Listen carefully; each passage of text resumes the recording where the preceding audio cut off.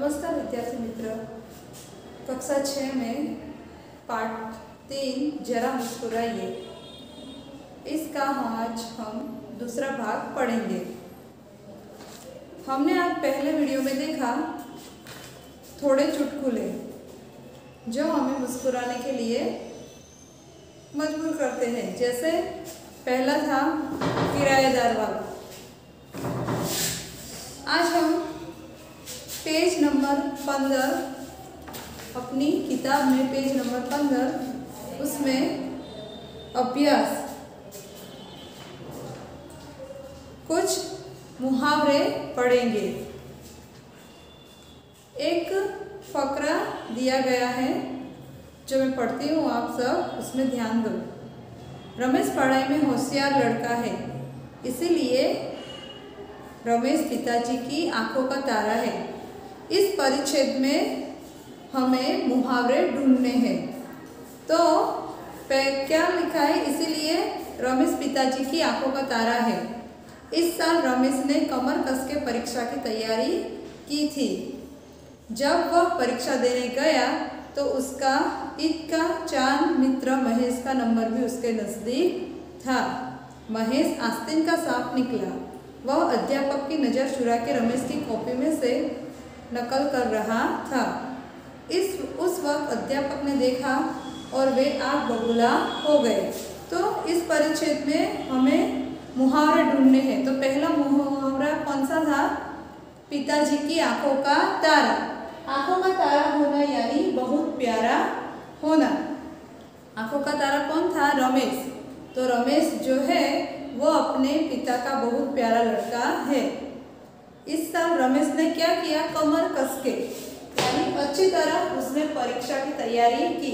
दूसरा मुहावरा कौन सा हुआ? कमर कस के। कमर कसना यानी अच्छी तरह तैयारी करना। फिर है उसका मित्र ईद का चांद निकला। ईद का चांद निकला मतलब बहुत दिन बाद मिलना। महेश आस्तीन का सांप निकला। आस्तीन का सांप मतलब कपटी मित्र होना, जो अपने स्वार्थ के लिए ही मित्र रखता हो, वह अपना काम पूरा हो तो वह छटक जाता है। फिर नजर चुराना यानी किसी का ध्यान न जाए उस तरह काम करना। आग बबूला होना यानी बहुत गुस्सा होना। अध्यापक किस पे गुस्सा हो गए?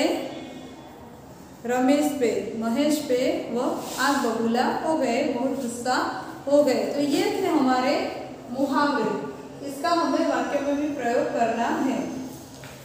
फिर है रेखांकित शब्दों के लिंग बदलकर वाक्य फिर से लिखिए।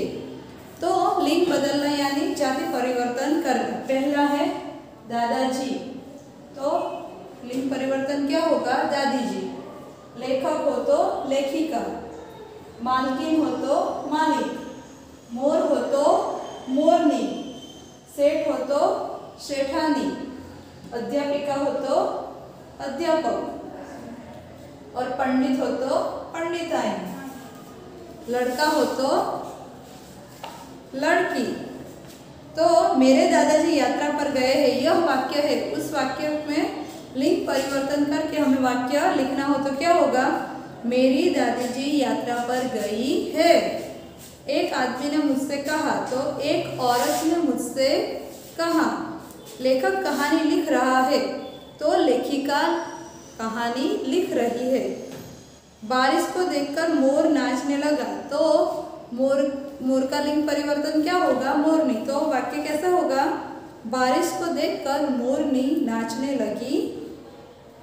जंगल में शेर दहाड़ रहा है, तो लिंग परिवर्तन करना है शेर का, तो क्या होगा? शेरनी। तो वाक्य होगा जंगल में शेरनी दहाड़ रही है। ये थे हमारे लिंग परिवर्तन। अब आगे है कहावतों के अर्थ। अगले पाठ में हमने देखा था कहावतें। तो पहली है अकल बड़ी या भैंस।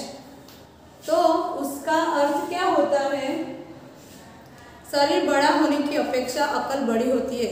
शरीर भले ही जितना मोटा हो, आदमी लंबा चौड़ा ताजा तगड़ा हो, लेकिन उसमें अकल ना हो तो वह शरीर की पुष्टता उसकी किसी काम की नहीं होती, यानी शरीर बड़ा होने से कुछ होता नहीं, अकल बड़ी होनी चाहिए। आसमान से गिरा खजूर में अटका, यह जो कहावत है उसमें है, उसका अर्थ है एक के बाद एक विपत्ति में फंसना। आए थे हरिभजन को ओटन लगे कपास, अच्छा काम छोड़कर महत्वहीन काम में लग जाना। दूसरी है, जो गरजते हैं वे बरसते नहीं, जो डींग मारते हैं वे काम करते नहीं। फिर है, आसमान से गिरा वो दिन, जैसी करनी वैसी भरनी, जो जैसा करता है उसे उसी के अनुसार फल भुगतना पड़ता है। फिर है,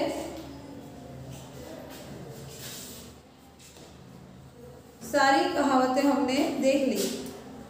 अब आपको हास्य कलाकारों के बारे में जानकारी प्राप्त करके अपने प्रोजेक्ट बुक में उसकी माहिती लिखने की है, और अखबार में, सामयिक में जो भी चुटकुले आते हैं वह चुटकुले आप अपनी कॉपी में इकट्ठे करके चिपकाना या फिर लिखना। बराबर। नमस्कार।